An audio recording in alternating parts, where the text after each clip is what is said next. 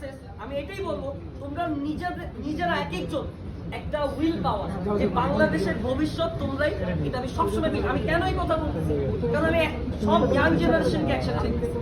তোমরা কখনো মোটিভেট হারাবা না, কোনোদিন মোটিভেট হারাবা না।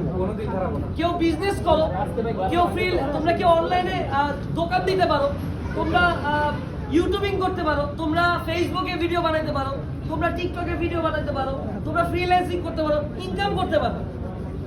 আমাদের দেশটা খুব সুন্দর, কিন্তু আমাদের কোথাও চাকরি করার জায়গা নাই, যেখানে বাবা চাচা দাদা শাকিল যদি করে দেখাতে পারে যে শূন্য থেকে, যে ছেলেকে আমি 2014 দেখেছি একটা ছোট্ট দোকান নিয়ে আসছিল আমার কাছে, ওইখান থেকে আজকে শাকিল এই পর্যন্ত। তো একটা মানুষ সম্মান তাকেই দাও যে শূন্যকে ভ্যালু দেয়, সম্মান তাকে দিও না যে 100 করে সারা।